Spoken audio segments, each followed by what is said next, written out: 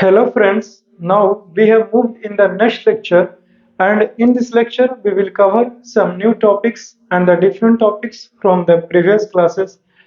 Actually, what I have taught you or told you in the previous lecture, that was of course that was the part of the diseases.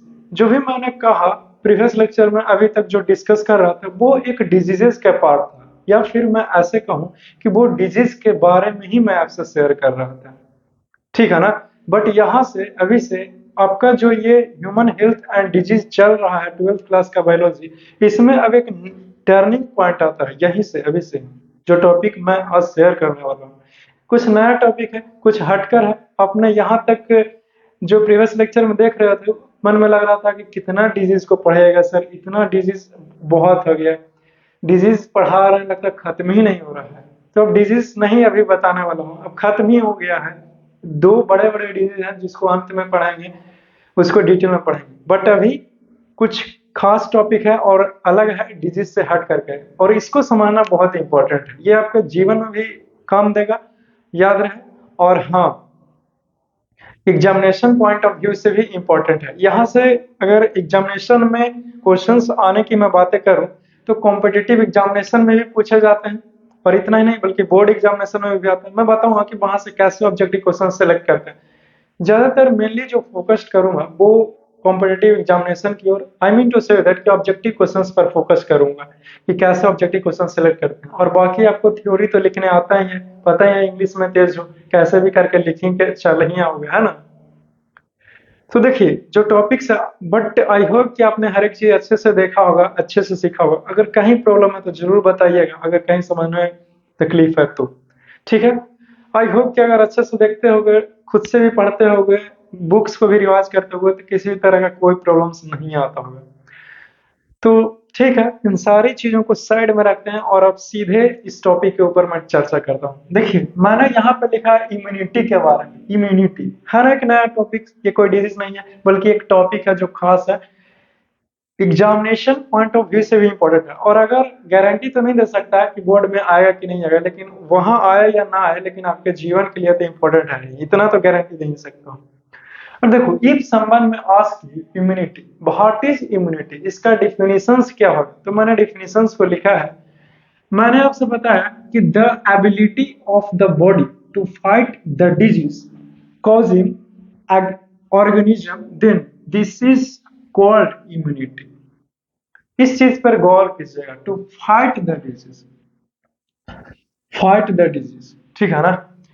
कहने का sense ये होता है कि जो हमारे body का एक अपना साहस है, बल है, जो क्या करता है वो लड़ता है बीमारियों से। जैसे कोई, जैसे एज फॉर एग्जाम्पल, एक बेस्ट एग्जाम्पल लेता हूँ। जैसे मान लीजिए कि आप किसी घर में रहते हो, ऑफ कोर्स रहते हैं, इसमें क्या है, मैं भी तो रह रहा हूँ। तो जरूरी नहीं है कि बहुत सारा जो लोग हैं वो क्या करे कि सिक्योरिटी ही रखे, नहीं ना जी, यहाँ भी कोई सिक्योरिटी नहीं है, और है भी तो ये नहीं है, उससे क्या है? नहीं है। तो जैसे कि कोई अगर आपके घरों में आ जाता है, घुस जाता है, तो क्या करेगा, सिक्योरिटी के फोन करोगे कि सिक्योरिटी वाले भाई साहब आइए ना, मेरे घर में कोई आया है, पता नहीं ऐसे ऐसे बातें कर रहे हैं। ऐसे नहीं ना करोगे, पहले क्या करोगे, पहले तुम खुद उससे जा करके पूछो कि तुम कौन हो, क्यों आ गए, तुम समझते क्या हो अपने आप को, इस प्रकार से खुद उससे भिड़ोगे, मुकाबला होगा ना। तो खुद भिड़ गए, और बाकी तो बाद में है, पुलिस आएगा, चाहे जो भी हो, आपका परिवार आएंगे, चाहे जो भी हो, दोस्त आएंगे, वो इन सारी चीजों को साइड में रखता हूँ। मैं सिखा रहा हूँ कि कोई आता है तो सबसे पहले आप फाइट करेंगे खुद से।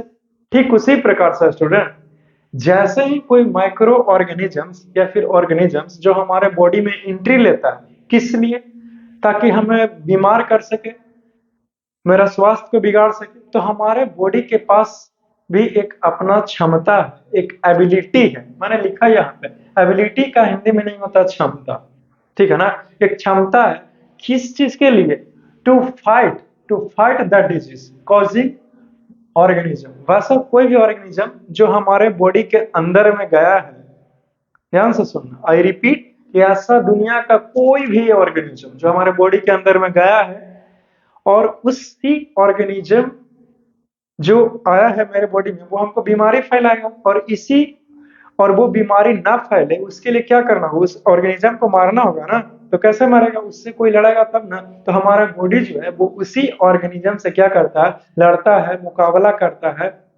ठीक है, तो कैसे लड़ा, क्यों लड़ा, तो उसका एक अपना क्षमता था, कुछ है उसमें साहस, क्षमता, ताकत, तभी तो वो लड़ रहा है। हाँ सर, तो इसी चीज को बोलते हैं इम्यूनिटी। आई होप कि आपने समझा होगा कि इम्यूनिटी होता क्या है, इसका डेफिनेशन पूछा है क्या। एक लाइन का डेफिनेशन है, just like a bird you can remember it, got it. कि कोई कंफ्यूजन है ना, ये समझ गया हूं कि इम्यूनिटी होता क्या। अच्छी बात है। अब देखो, इसी इम्यूनिटी के बारे में मैं आपसे कुछ और जानकारी देता हूँ, कुछ और आगे वाली बातें करता हूँ। तो मैंने यहाँ पर लिखा है कि इम्यूनिटी, इम्यूनिटी का जो लैटिन लैटिन वर्ड है वो क्या है, लैटिन वर्ड। तो लिखा हूँ इम्यूनिस, ठीक है ना। तो जो लैटिन वर्ड हो जाएगा या फिर लैटिन वर्ड इम्यूनिस, इसका मतलब क्या है, मैंने लिखा है कि the capacity of the body to defend against the diseases. ठीक है, ध्यान से सुनना और इस चीज पर गौर करना कि बॉडी का जो है वो हमारा एक कैपेसिटी है। नहीं समझे, फिर से सुनेगा। ये इम्यूनिटी जो है वो एक लैटिन वर्ड से निकल करके आया है, और वो वर्ड क्या है, तो इम्यूनिस है।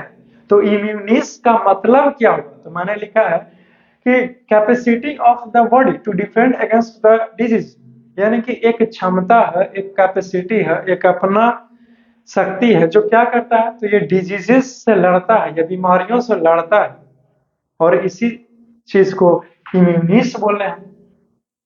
ठीक है, और इसको फिर इंग्लिश में बोलते हैं इम्यूनिटी। अब कोई दिक्कत नहीं हो रहा है, तो इस चीज को गौर कीजिएगा। ठीक है ना, यहाँ से कभी कभी ऑब्जेक्टिव क्वेश्चन जो है वो कॉम्पिटिटिव एग्जामिनेशन में पूछता है कि बताओ जी इम्यूनिस का मतलब क्या होता है। ठीक है, तो ये एक लैटिन वर्ड है, याद रहेगा ना, जो किसका है भाई, तो इम्यूनिटी का है। और इसी लैटिन वर्ड इम्यूनिस से आया है इम्यूनिटी।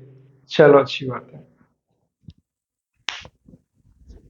तो लड़ाई वड़ाई हो गया, तो अब कुछ और बातें करता हूं। तो जैसे मैंने यहाँ पे लिखा है कि टाइप्स ऑफ इम्यूनिटी। अब इम्यूनिटी कितने प्रकार का हो सकता है, कितने तरह का है, तो मैंने लिखा है कि the immunity can be of two types, यानी कि जो इम्यूनिटी है वो दो प्रकार के हो सकते हैं। कौन कौन है, चलो बताता हूँ। लिखा हूँ इनैट इम्यूनिटी, और दूसरा में लिखा हूँ एक्वायर्ड इम्यूनिटी, या फिर एक्वायर्ड इम्यूनिटी का ही दूसरा नाम है जो मैंने यहाँ पे लिखा है, वो है स्पेसिफिक इम्यूनिटी।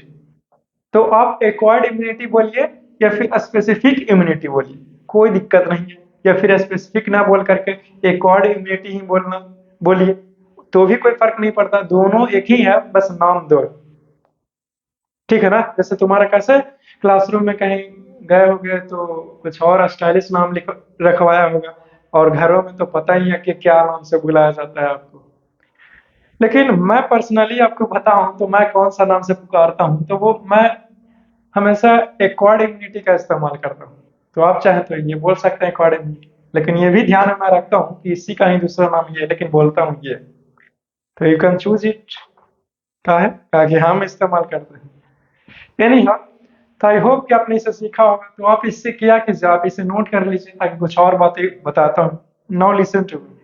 तो ये जो इनर्ट इम्यूनिटी और एक्वायर्ड इम्यूनिटी मैंने आपसे कहा, तो इन दोनों तरह के इम्यूनिटी को वन बाय वन करके डिटेल में आपको बताऊंगा, और बहुत ही ज्यादा डिटेल में बताऊंगा। तुम्हारे दिमाग में चल रहा होगा कि कितना ज्यादा डिटेल में, तो तुम खुद ही आगे देखना, पता चल जाएगा। ठीक है, इसे नोट कीजिए ताकि कुछ और बातें मैं आपसे बता सकूं। चलो लिख लिया, मिटा दो। अच्छी बात है, तो मैं इसे इरेज कर देता हूँ। आई होप कि आपने उतनी सारी चीजों को अच्छे से देखे होंगे। अब इसी अब जो आपका आगे के बातें बताता हूँ वो है इननेट इम्यूनिटी के बारे में। जैसे मैंने कहा था कि हर एक चीज को डिटेल में बताऊंगा, तो सबसे पहले मैं इननेट इम्यूनिटी के बारे में अच्छे से जानकारी देता हूँ, उसको डिटेल में डिस्कस करता हूँ। ठीक है ना, यहाँ पे ध्यान दीजिएगा, इननेट इम्यूनिटी को ही दूसरा नाम दिए हैं, वो है नॉन स्पेसिफिक इम्यूनिटी। यानी कि आप इननेट इम्यूनिटी कहिए या फिर नॉन स्पेसिफिक इम्यूनिटी कहिए, एक ही बात है। तो सर वहां पे क्यों नहीं लिखे? अरे शायद छूट गया होगा, ध्यान नहीं दिया होंगे, बट यहाँ पे बता रहे हैं तो ये ध्यान देना, ठीक है ना? अच्छी बात है। तो ये होता है।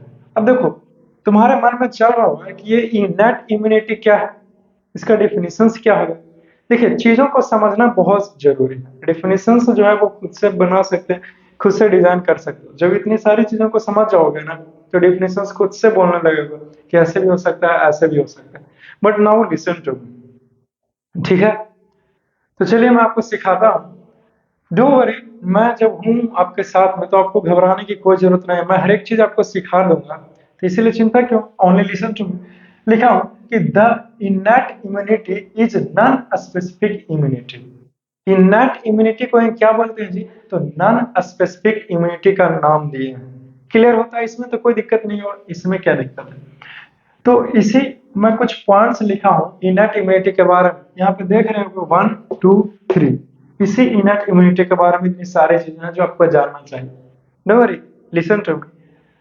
तो लिखा हूं कि it is present at the time of birth. जो इननेट इम्यूनिटी होता है, ठीक है ना, वो जन्म लेते हैं तो जैसे हमको विरासत में मिल जाता है ये खूबसूरती, चाहे ये रंग, ये हेयर स्टाइल, ये आंखें, ये चेहरे, इतनी सारी चीज, ठीक उसी प्रकार से जो ये इम्यूनिटी है वो जन्म के साथ ही ये मिलता है हमारा, ठीक है ना?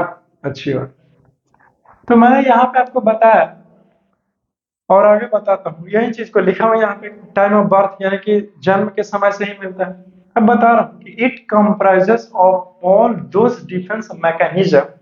अब ये किस चीज से मिला हुआ है या फिर क्या क्या चीजों को के अंतर्गत आता है? तो यहाँ पे लिखा हूँ कि it comprises of all those defence organism, defence mechanism, वो सभी तरह के डिफेंस मैकेनिज्म।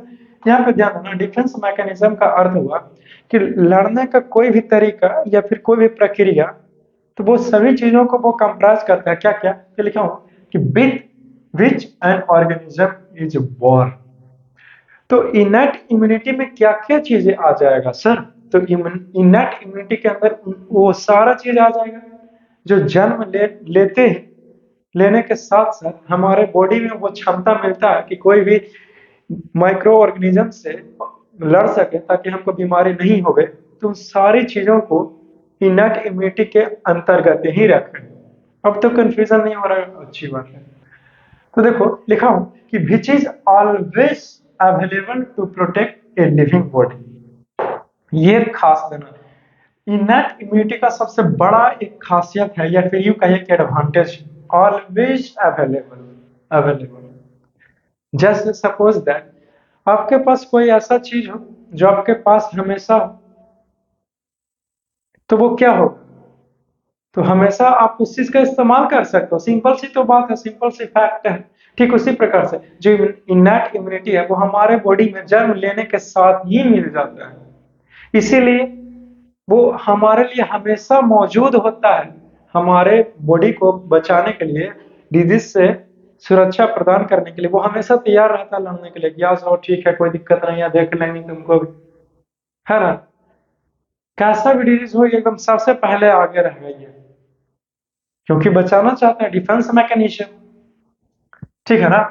तो दूसरा बातें मैं ये बताना चाहता हूँ इसी इनेट इम्यूनिटी के बारे में, इसको ध्यान देना। बट उससे पहले मैं कुछ आपको और कुछ एक्स्ट्रा बातें बताता हूँ।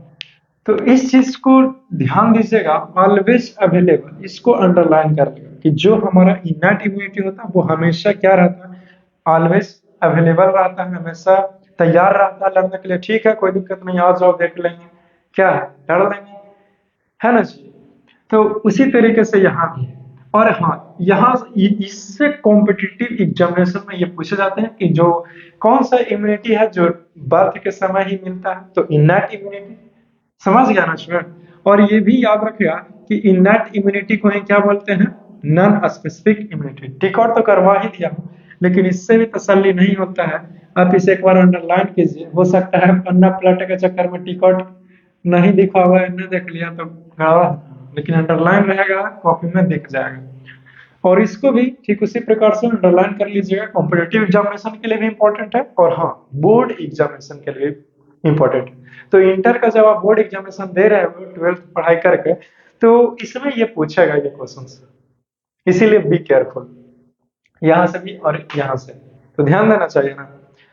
चलिए ठीक है, और वैसे तो मैं आपको सारा चीज बता दिया, बट मैं यहाँ पे लिखता हूँ इतनी सारी चीजों का, मैंने आपको बताया ताकि नोट्स तैयार हो जाए, ताकि आप इस लेक्चर को देखें और देखने के बाद बंद कर दें।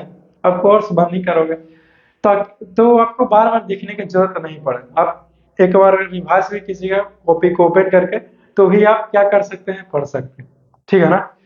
अब चलिए आगे बताता हूँ, मैं यहाँ पे लिखा हूँ कि दिस, सेकंड पॉइंट ध्यान दें, this mechanisms guard against the entry of microorganism in the body, hence form the first line of defense। इस चीज को गौर कीजिएगा, पूछ सकता है आपको कि first line of defence, first line of defence है क्या, ऑब्जेक्टिव में भी पूछ सकता है, मैं भी हूं, ऑब्जेक्टिव कैसे पूछेगा, तुम्हारे मन में ये चल रहा है।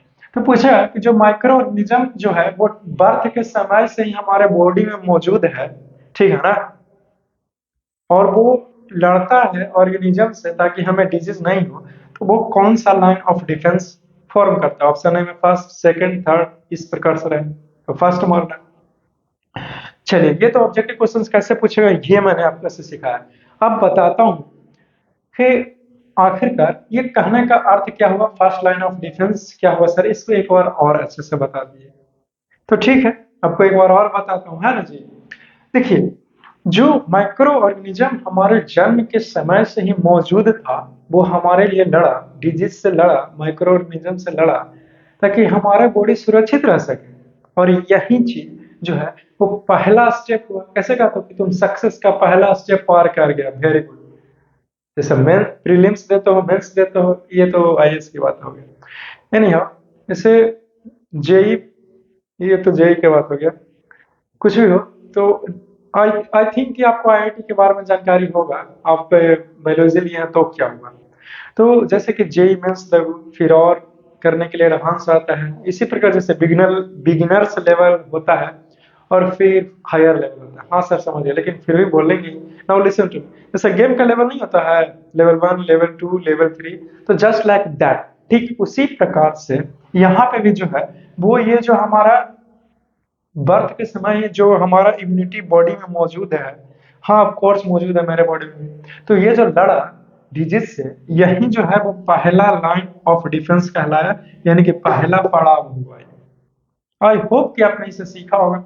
चलिए अच्छी बात है, नेक्स्ट बताना चाहता हूँ, इसमें कोई दिक्कत नहीं ना हो रहा होगा, नहीं, guard against the entry of, हाँ एक प्रकार से गेटमैन की तरह ही तो काम किया, वॉचमैन की तरह ही तो काम किया, गार्ड का ही का तो काम किया, सिक्योरिटी का ही तो काम किया। यही जो मैकेनिज्म है जो क्या करता है, against guard against the entry of micro organism in the body. तो जो भी माइक्रो ऑर्गेनिज्म हमारे बॉडी के अंदर में एंट्री लिया है हमको बीमार करने के लिए, तो वो क्या करेगा, हमारे बाहर से माइक्रो ऑर्गेनिज्म आ रहा है तो हमारे बॉडी के अंदर कुछ एक अपना एबिलिटी है ना लड़ने के लिए, इम्यूनिटी पढ़ा है ना क्या होता है, तो वो जो माइक्रो ऑर्गेनिज्म हमारे बॉडी में अच्छा वाला मौजूद है, जो लड़ेगा खराब वाला से जो बाहर से आ रहा है, ठीक।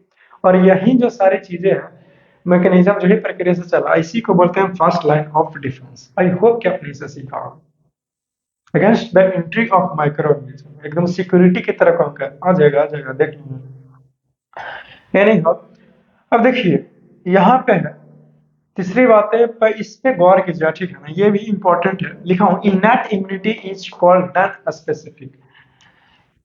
खैर ये तो मैंने आपको सिखाया है, बट फिर भी ध्यान दीजिए, इननेट इम्यूनिटी को ही क्या बोलते हैं, नॉन स्पेसिफिक इम्यूनिटी बोलते हैं। क्यों भाई, जैसे कि तुमको लग रहा हो कि इननेट इम्यूनिटी को आप नॉन स्पेसिफिक इम्यूनिटी कह दी, ऐसा क्यों सर। बहुत सारे बच्चे होते हैं ना जो कहते हैं कि ऐसा सर इसका ऐसा नाम क्यों हो गया सर, जैसे कि कोई शहर हुआ तो सर दिल्ली का दिल्ली नाम ही क्यों है, इंडिया का इंडिया ही क्यों रखा गया, इस प्रकार से आते हैं। तो मैं आपसे पूछता हूँ, जैसे मान लिया जाए कि आपका नाम राम है, राम इसलिए लिया क्योंकि शायद नहीं होगा आप में से बहुत कम का, एनी हाउ, खैर एक और नाम लेते हैं, वो है एराज। एराज तो आपका नाम पक्का नहीं होगा। हाँ सर है, अच्छी बात है तो। हाँ, खैर कोई बात नहीं। तो जैसे मैंने बोला एराज, ठीक है ना। पता नहीं क्या आपको समझाना चाह रहा, दिमाग से ही निकल गया। ठीक है, तो ए रस मैंने लिया, तो अब क्या होगा कि एक सिक्योरिटी के रूप में यहाँ पे काम करेगा। जैसे कि कोई भी आएगा तो उसको देखेंगे जस्ट लाइक ए वॉचमैन की तरह।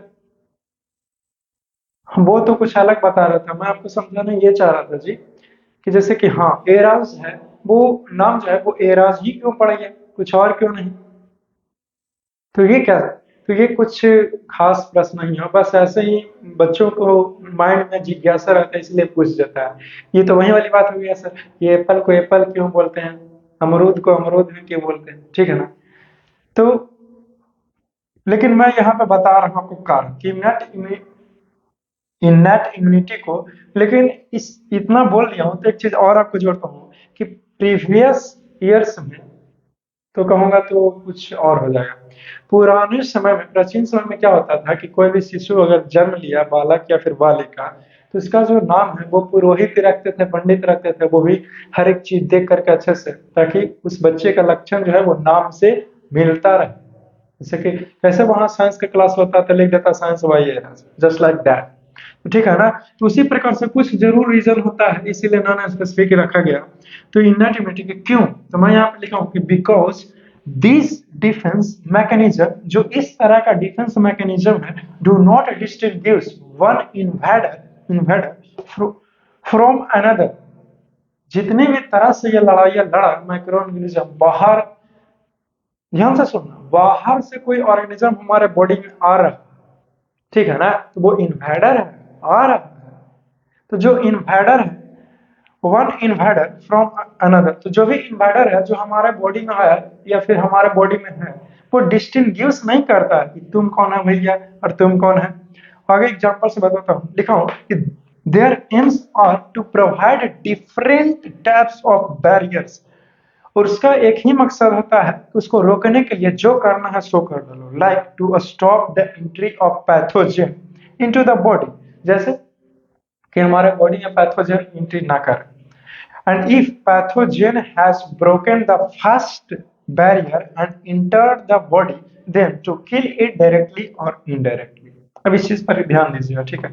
ये पूरा पॉइंट में बहुत बड़ा चीज छुपा हुआ है, आई होप कि आप सीख गए हैं, बट फिर भी नाउ लिसन टू मी, ताकि रिवाइज भी हो जाए, है ना। बाद में फिर कॉपी बंद करके आप इस सॉरी इस लेक्चर को बंद करके आप कॉपी ओपन करके रिवाइज कर सकते हैं, बट नाउ अभी हुई तो फिर क्यों रीडिंग करने का टेंशन लेते हो, है ना। देखिए यहाँ पे मैंने लिखा है, जैसे मान लीजिए कि क्या होता है, ये नॉन स्पेसिफिक हमने नाम कह दिया, तो मैंने यहाँ पे लिखा है कि जो भी ये ये इनेट इम्यूनिटी में जो हमारा बॉडी लड़ाई किया है, प्रक्रिया चला है, जो भी मैकेनिज्म हुआ, किस लिए, तो उस ऑर्गेनिज्म को रोकने के लिए, ठीक है ना। तो जो रोकने के लिए काम किया गया, ठीक है, तो जैसे हमारा बॉडी किया, तो ये फर्स्ट लाइन ऑफ डिफेंस का रहा है, पहले बताया। तो अगर ये ये डिफेंस में होता क्या है कि ऐसा नहीं करता है कि वो चिन्हता है कि तुम कौन हो और तुम कौन हो, जैसे उसको टॉर्चर करने आएगा तो उसके साथ जो भी रहता है उसको एकदम पूरे लड़ाई करने लगता है, ठीक है ना। जैसे आप ये चीजें से शायद आपको समझने में कुछ खास मजा नहीं आया होगा या फिर खास तरीके से नहीं पकड़ पाए होंगे, बट डो वरी, मेरे पास और तरीके हैं ना, तो आपको सिखाता हूँ। देखिए जैसे मान लीजिए आप कोई रूम में है, ठीक है, तो कोई व्यक्ति आपके रूम में एंट्री आता है, आपसे लड़ने के लिए आता है, तो क्या है, आप यहाँ पे हैं, ठीक है, और वो अंदर वाले कमरे में जाता है, कोई कोई सामान को ले जाने के लिए या फिर वो चुराने के लिए आता है, तो आप क्या कीजिएगा, आप इस रूम में हैं तो आपका हक बनता है आप उसे रोकें, ऑफ कोर्स। तो इसमें क्या नया है, तो नया ये है कि आगे बताऊंगा जो है ना, अभी सुनो, उसे आप रोकिएगा, ठीक है ना। लेकिन क्या करेगा वो, आपसे शायद ताकतवर हो, लगातार तो ही आप रोकने का प्रयास कीजिए। एक व्यक्ति है, वो आया तो उसको रोकेगा, और उसके वो आपसे लड़ रहा है जी, अब वो आपका सामान चीजों को चुराने के लिए आया है आपके घरों में, तो वो आपका दुश्मन हुआ वो पहला व्यक्ति, और उसके साथ अगर कोई भी आदमी आया है तो वो मानो या ना मानो वो ऑटोमेटिकली आपका दुश्मन हो जाएगा। बोलिए, बोलो हाँ, ऑफ कोर्स हो जाएगा सर। तो यही तो मैं आपसे कहना चाह रहा हूँ।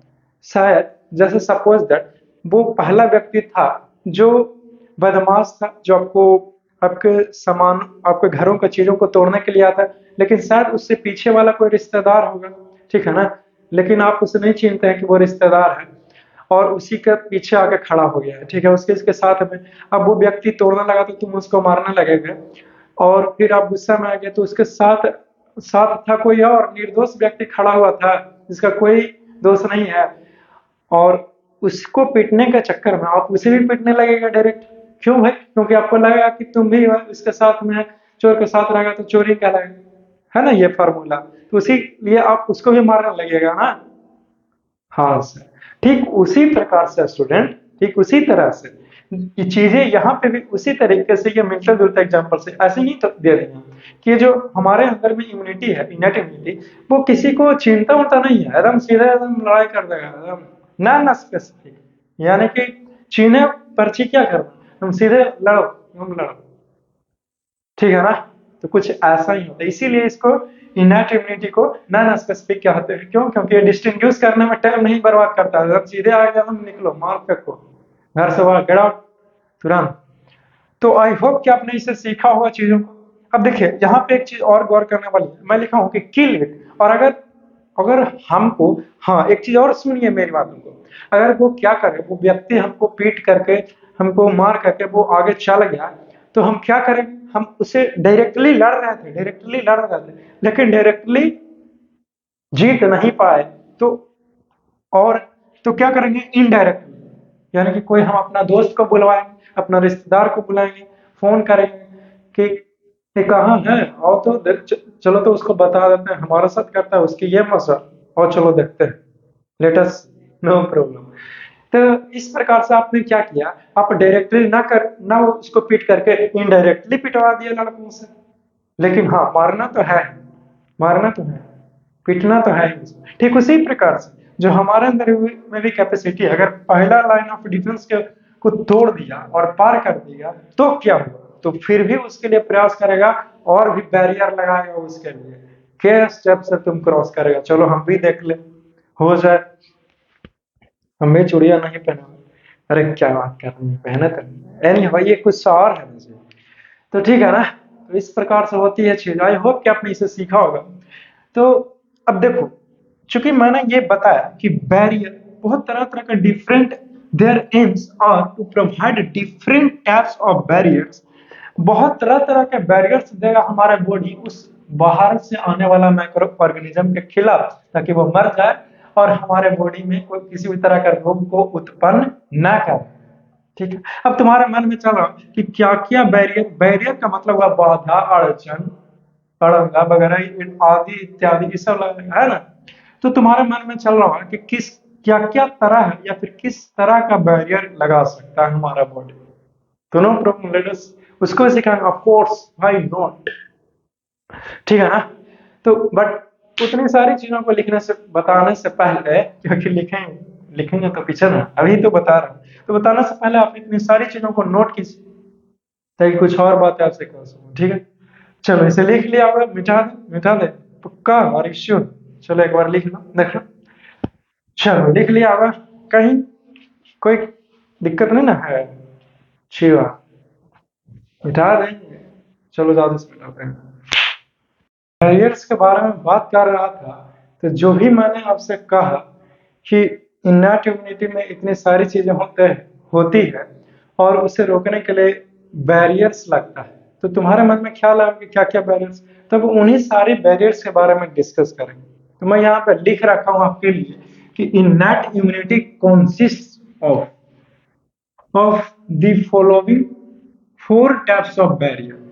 कोई पूछेगा कि जो इनैक्ट इम्यूनिटी है वो बैरियर के थ्रू तो काम कर रहा है, रोक रहा है माइक्रो ऑर्गेनिज्म में, लेकिन आप हमको ये बताइए कि आखिरकार ये कितने तरह का बैरियर लगाया जा रहा है। तो तुम उससे कह देना कि चार तरह का बैरियर दिखने को मिलता है यहाँ पे इनैक्ट इम्यूनिटी के केस में, ठीक है। अब प्रश्न वाक्य क्या किया, तो उसका पहला का नाम है फिजिकल बैरियर, और फिजिकल बैरियर कहिए या फिर उसी का दूसरा नाम है एनाटॉमिकल बैरियर्स। नाम यहाँ पे भी पूछा है कि क्यों नाम है, तो कोई बात नहीं, आगे डिस्कस करेंगे। लिखा हूं कि फिजियोलॉजिकल बैरियर्स, दूसरा तरह का बैरियर लगाया जाएगा इसी इनैट इम्यूनिटी में ही के अंतर्गत ही आता है। थर्ड है cellular barriers, and the fourth one is the cytokinin barriers.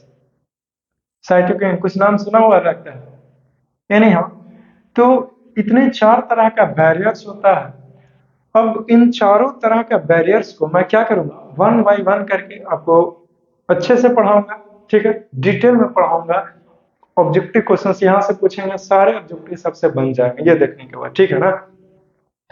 But detail में पढ़ाने से पहले कुछ उसका ओवर पॉइंट ऑफ व्यू होता है, जस्ट लाइक ओवरव्यू। मैं इन चारों के बारे में ओवरव्यू ही मैं लिखाऊंगा, समझ रहे। और फिर इतने सारी चीजों को हो जाने के बाद शायद ये लेक्चर ही हो जाए पूरे, ये इन चारों का ओवरव्यू पे ही अंत हो जाएगा, है ना। वैसे भी आगे बढ़ चुके हैं ना, इतना टाइम हो ही गया होगा। और तो शायद नेक्स्ट लेक्चर में इसको वन बाय वन करके और डिटेल में बताऊंगा, बट इस लेक्चर में मैं बताऊंगा वो क्या है कि इसके बारे में कुछ ओवरव्यू देंगे, वही इंपॉर्टेंट है। वो तो एक जस्ट लाइक समरी है ना, कि पूरा निचोड़ ही है, ठीक है, तो उसको जानना भी जरूरी है, वो बताऊं। और मैंने यहाँ पे लिखा है इनैट इम्यूनिटी बैरियर्स। अब इसी को एक टेबुलर फॉर्म में दर्शा दें, तो पहला फिजिकल बैरियर, इसी को बोलते हैं एनाटॉमिकल बैरियर्स। दूसरा है physiological barriers, cellular barriers and the cytokinin barriers. I hope कि आपने इसे समझा होगा, ज्यादा कुछ खास था नहीं, जस्ट लाइक ए नेमिंग ही था। तो तुमने इसे समझ गया ना, अच्छी बात है। किसी को कोई समस्या है, प्रॉब्लम नहीं हो रहा होगा, अच्छी बात है। तो आप इसे क्या कीजिए, आप इसे नोट कीजिए, कॉपी पे उतार लीजिए, मैं साइड हटूंगा और फिर कुछ और बातें करता हूँ, ठीक है ना। चलो, आई होप कि आपने इसे लिखा होगा, लिख लिया होगा, मिटा देते हैं। चलो, लिखा तो मिटा देते हैं, फिर से मिटा दें। जानते हैं इसी चीजों के बारे में, वो भी डिटेल में। अब फिजिकल बैरियर और फिजियोलॉजिकल बैरियर और भी मैंने दो लिखाया है, तो उन सारी चीजों को वन बाय वन करके जानेंगे। सबसे पहले जानते हैं फिजिकल बैरियर्स, या फिर इसी को बोलते हैं एनाटॉमिकल बैरियर्स। तो फिजिकल बैरियर और एनाटॉमिकल बैरियर्स में ये एक पार्ट है, किस चीज का जी, उस चीज का पार्ट है जिसमें माइक्रो ऑर्गेनिज्म को अंदर आने से रोकता है। तो इस दौरान होता क्या है, फिजिकल बैरियर में किया क्या जाता है, इन्हीं सारी चीजों को मैं आपसे बताता हूँ। तो बता दें, जान लो। चलो जानते हैं, सीख लो, सीखने का मौका मिल रहा है, जान लेते हैं कि क्या क्या होता है। तो देखो, सबसे पहले क्या होता है, block the entry of micro organism into the body. ये माइक्रो ऑर्गेनिज्म को बॉडी में अंदर आने से रोकता है, अंदर आने ही नहीं देना चाहता। फिजिकल बैरियर में सबसे पहले फिजिकल बैरियर लगाया जाता है। उसमें क्या होता है मैंने बताया, अब और जानते हैं। It consist of skin and mucus membrane. तो रोकेगा हमारे बॉडी के अंदर आने से, लेकिन कैसे, तो बाई स्किन के थ्रू और म्यूकस मेम्ब्रेन्स के थ्रू, ठीक है ना। तो यहाँ पे इससे ऑब्जेक्टिव क्वेश्चंस पूछेंगे आपसे, ठीक है, कि जो हमारा फिजिकल बैरियर है उसमें क्या आता है जी, तो स्किन एंड म्यूकस आता है। तो इस पॉइंट को क्या कीजिए, आप अंडरलाइन कर लीजिए।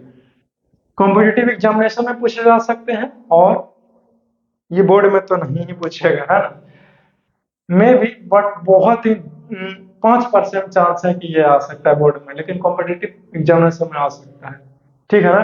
तो स्किन और म्यूकस मेम्ब्रेन के थ्रू का ही इस्तेमाल करके वो माइक्रो ऑर्गेनिज्म को अंदर आने से रोकता है। ये स्किन हो गया, और म्यूकस मेम्ब्रेन जो इसके अंतर्गत आता है, वो वहां पे चिपचिपा लेयरिंग वगैरह ये सब रहता है, तो उसी के चलते वो अंदर नहीं आता है और उसे रोक देता है, उस माइक्रो ऑर्गेनिज्म को, ठीक है ना। तो जैसे ये सबसे पहला बताया, फिर दूसरा चरण आएगा, फिर तीसरा, फिर चौथा, जैसे जैसे आगे बढ़ते जाएंगे पहरा जो है वो सख्त आएगी। यानी कि बैरियर पढ़ रहे हैं, माइक्रो ऑर्गेनिज्म को रोकता है हमारे बॉडी में, वो बैरियर के रूप में पढ़ रहे हैं। यानी कि वो एक तरह से किस चीज का काम किया, बोलो, सिक्योरिटी के रूप में काम किया, रखवाला, है ना।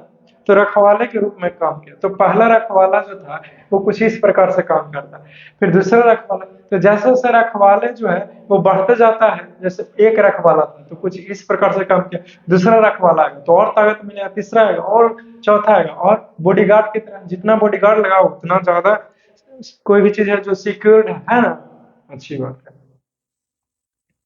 जैसे आपके घरों में कोई कीमती सामान होता है, ठीक है, अब कोहिनूर तो नहीं है होगा, जाहिर सी बात है, वो तो रखा जाएगा एक म्यूजियम के अंतर्गत ही रखा जाएगा, है ना। बट फिर भी आपका प्यारा चीज है तो उसको क्या रखते हो कि जितना लॉकअप के अंदर में लॉक करके रखते हो आप उतना ही उसको सुरक्षित महसूस करते हो, है ना। तो उसी तरीके से जैसे जैसे और अंदर में जाते जाएंगे और बैरियर के बारे में जानेंगे, सिक्योरिटी के बारे में जानेंगे, रखवाला जो है वो और स्ट्रांग होते जाएगा, है ना। तो अब दूसरा फिजियोलॉजिकल बैरियर्स के बारे में जानते हैं। अब दूसरा रखवाला के बारे में जानते हैं। तो बताया गया कि prevents the growth of pathogens and micro organisms in the body. तो ये दूसरा रखवाला क्या करता है, ये तो भाई साहब क्या करेगा, ये रोकने का प्रयास करता है। रुक जा कहाँ, मेरा this is the behaviour, this is the way to behave with my body. अरे नहीं, मैं किसी को डांट नहीं रहा हूँ जी, मैं आपसे कैजुअली मैं बातें कर रहा हूँ, ठीक है ना, और बता रहा हूँ कि जो कोई भी माइक्रो ऑर्गेनिज्म आ रहा है उसको रोकने का प्रयास करेगा कि कहाँ आ रहे हो, ये मेरा इलाका है, ठीक है ना, रुक जाओ, यही बॉर्डर है ये हमारा। तो अगर नहीं रुकता है तो किसी भी तरीके से अगर एंट्री हो गया तो अब दूसरा फिजियोलॉजिकल बैरियर आता है। अब इस फिजियोलॉजिकल बैरियर में क्या होगा, अब ये बैरियर काम नहीं करता तो ये बैरियर भी इस्तेमाल होगा, तो रखे किस लिए, क्या विस्तार है, निकालो इसको, वो क्या मेरे मरने के बाद मेरे बर्थडे पर गिफ्ट के लिए बचा कर रखा है, ऐसा तो होगा नहीं। इसीलिए तो ये क्या करता है, ये जो पैथोजेंस आए हुए हैं और माइक्रो ऑर्गेनिजम्स आया है बॉडी में, तो वो इन्फेक्ट कैसे करता है, वो अपना संख्या बढ़ा करके, अकेले आया है मारने के लिए तब तो कोई नहीं, तो पहले क्या होता है, जासूस जाता है और वो परखता है कि ऐसे है वैसे है, फिर दो आए तो फिर वो जासूस जो है बुला करके ले आएगा, तो फिर हल्ला बोल देगा और हरा देगा। लेकिन ये फिजियोलॉजिकल बैरियर क्या करता है, उसको बढ़ने ही नहीं देता है, यानी किसी को दबाए हुए रखेगा, बढ़ेगा ही नहीं तो हानि कैसे करे, फिर फाइनली खत्म हो जाएगा। तो देखो ये काम करता कैसे है, ये कैसे बढ़ने से, ग्रोथ होने से रोकेगा, तो और चलो जानते हैं इन्हीं सारी चीजों के बारे में। तो लिखा हूं कि इट इंक्लूड फैक्टर्स और बैरियर्स लाइक, जिसको में कुछ फैक्टर्स है, बैरियर्स है, ठीक है, यानी कि जो क्या क्या बाधा है, बाधा के रूप में काम करता है, एक बाधक के रूप में, ये एक रखवाले के रूप में काम करता है, उसको पैथोजेंस को बढ़ता है, बढ़ने से रोकता है, जो पैथोजन बढ़ता है ना उसको रोकता है। तो रखवाला है तो ही उससे रोक रहा है ना जी, तो वो रखवाले के रूप में कैसे कैसे काम करता है और क्या क्या चीजों का यहाँ पे इस्तेमाल होगा। तो लिखा हूँ कि फीवर, सबसे पहले बुखार कर दिया, हमारा बॉडी जो है वो बुखार आ गया, यानी कि हमारा बॉडी जो है, एक ही जगह के क्या बोलेगा सर, कोई दिक्कत नहीं, वो अपना टेम्परेचर को बढ़ा देता है, जिसे कहते हैं बुखार लग गया। तो क्या लगता है आपको कि बुखार सच में लग गया, अरे नहीं जी, जरा सा बुखार हुआ नहीं क्या, तुरंत गया टैबलेट ले, अरे भाई साहब बहुत बुखार हो गया हमको, क्या करें बताएं, बॉडी एकदम पूरा गर्म हो गया है, क्या हो गया, उससे कुछ होना जाना नहीं है, ठीक है ना। तो फीवर आ जाता है, क्यों, क्योंकि जो चीजों को समझिए, नाउ लिसन टू, यहाँ पे कुछ खास बोलने वाला हूँ। अब जैसे ही कोई ऑर्गेनिज्म हमारे बॉडी के अंतर्गत आता है तो हमारा बॉडी जो है वो टेम्परेचर को बढ़ा देता है, इसलिए बढ़ा देता है ताकि बॉडी को कहीं ना कहीं पता चल जाता है कि ये टेम्परेचर बढ़ाएंगे तो ये सस्टेन नहीं कर पाएगा, और करे चाहे नहीं करे चलो बढ़ा करके देखते हैं, शायद ये रुक जाए, ये मर जाए, इसका ग्रोथ ना हो, इसीलिए बॉडी ने टेम्परेचर बढ़ाया ताकि वो माइक्रो ऑर्गेनिज्म जो है वो मर जाए, नष्ट हो जाए। लेकिन आपने क्या किया, आपने गया और मेडिसिन ले लिए ताकि आपका जो बॉडी का टेम्परेचर है वो डाउन हो जाए। तो जैसे ही वो टेम्परेचर बॉडी का डाउन कर दिया, फिर जो पैथोजेंस और माइक्रो ऑर्गेनिज्म है वो आपके बॉडी के ऊपर हावी हो जाएगा, फिर आपको बीमारी हो जाएगा। फिर कहते हो कि ठीक क्यों नहीं हो रहा है, टैबलेट, अरे टैबलेट तुम लिया है जो तो तुम अपने पैर पर खुद कुल्हाड़ी मारने के रूप में इस्तेमाल कर गया, मेरे दिमाग में यही सबसे बेस्ट है, इसीलिए मैंने बोल दिया ये, और तुम उस पैथोजन को हेल्प कर दिया जाकर के, या तो वो तो और आपको अटैक करेगा ना। अब जैसे कि मान लीजिए कोई आपको दुश्मन है, वो आपको पीटने आ रहा है खाली हाथ, और आप उसके हाथ में तलवार दे दीजिए, तब तो वो लाठी दे दीजिए, तब तो और आपको पीट कर चला जाएगा। तो वही तो आपने भी किया है। बॉडी ने टेम्परेचर को बढ़ाया था ताकि जो पैथोजेंस है वो मस्ट मर जाए, वो डिस्ट्रॉय हो जाए। लेकिन वो टेम्परेचर को आपने रहने नहीं दिया ना, तुरंत तकलीफ होने लगती। अरे जरा सा बुखार हो जाए तो बर्दाश्त करना सीखिए। आई होप कि आप एकदम सही नॉलेज को गेन कर पा रहे हो। पहली बार पता चला राज के बाद। अरे नहीं यार, कहीं भी सुना होगा और भी पहले जानता होगा, इतना तो भरोसा। नेक्स्ट है एसिड इन स्टोम। अब चूंकि ज्यादातर बीमारियां जो है वो हमारे पेट से ही जन्म लेता है, इसीलिए पेट में भी क्या करेगा, एसिड बढ़ा के देखो। शायद आपने के मौत के थ्रू जो है वो पैथोजन जो है वो एंट्री किया, तो एसिडिटी यानी कि गैस बनाएगा, कब्जियत वगैरह से थोड़ा सा हो सकता है। तो आप क्या करते हो, उसको ही पीने के लिए घोर करके इस प्रकार से पानी में पी लेते हो, है ना। तो उसको भी कर दिया। यहाँ पे सब अपने नाश तुम खुद कर रहा है। तो स्टोमक एसिड भी सलाइवा इन माउथ, मुंह में जो है वो बार बार पानी आएगा, सलाइवा आएगा। ठीक है। अब टीयर्स इन आई, आंखों में भी ये आंसू आएगा। आंसू जो है वो कुछ खास होता है, हल्का सा साल्टी होता है। वो माइक्रो ऑर्गेनिज्म को अंदर जाने से रोकता है, ठीक है ना। क्यों? क्योंकि आंखों के थ्रू भी माइक्रो ऑर्गेनिज्म अंदर जा सकते हैं। अब तुम सोच रहे होगा सच में, नाउ लिसन टू मी। भूल गया जी। हाल ही फिलहाल में कोरोना जो था, कोरोना वायरस था, उसमें क्या करता था डॉक्टर्स वगैरह सब लोग, मास्क लगाते थे, लगाते ही थे, उसका साथ साथ एकदम पूरा एकदम शीशा से भरे हुए, कवर से भरे हुए। हम एक बार गए ना, तो हमको एकदम देख कर हम शॉकिंग हो गया कि मतलब ये सब क्या हो रहा है। मास्क लगा रहे हैं वो तो ठीक है, लेकिन देखे एकदम पूरा हेलमेट पहने हुए, यहाँ से एकदम पूरा एकदम प्लास्टिक का ये शीशा, तो देख के एकदम दंग रह गए। और वो डॉक्टर, अजीब बात ये था कि वो बात करता था पेशेंट से, तो वो लगाए हुए रहता था हमेशा। और एक बार हद तो तब हो गया जब हम उसको कार में बैठे हुए देखे, कार में बैठा हुआ और वो हेलमेट लगा के।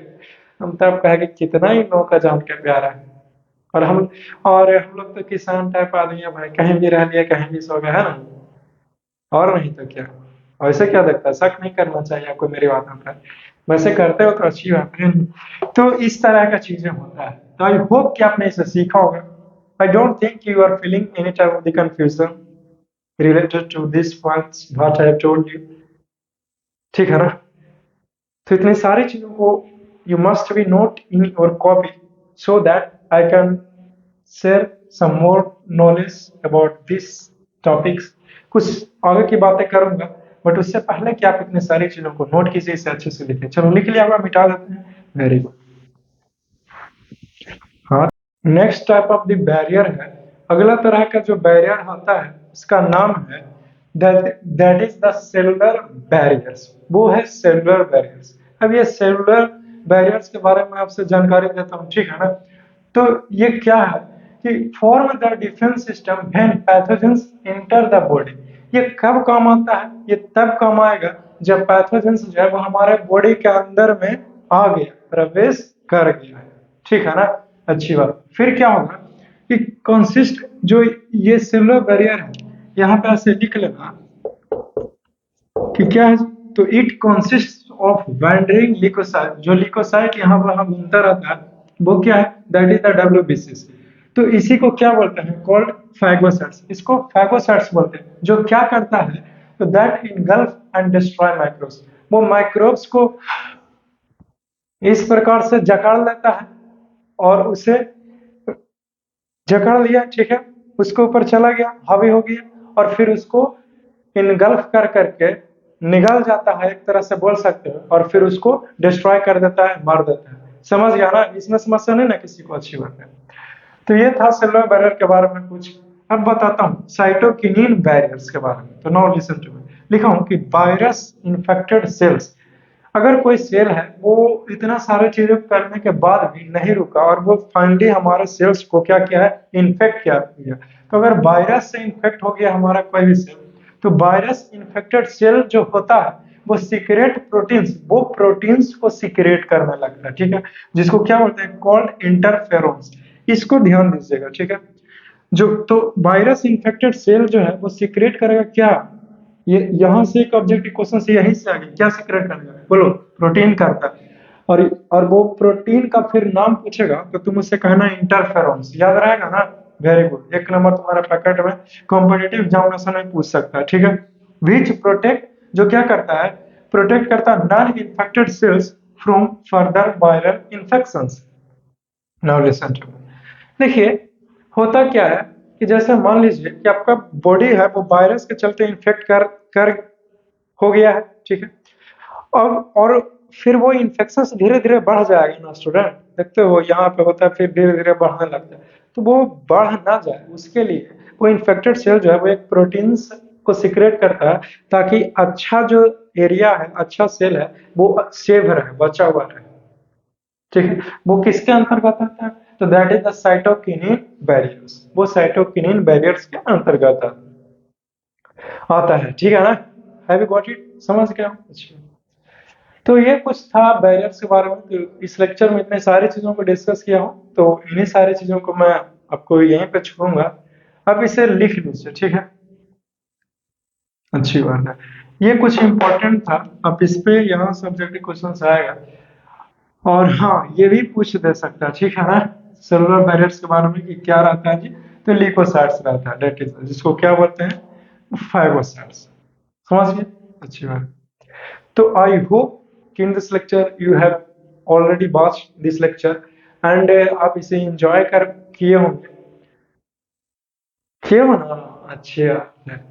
तो पढ़ के कौन एंजॉय करता है, अरे बहुत आसान था जी, बहुत इंटरेस्टिंग था, कितना जाने मतलब कि लड़ाई किया।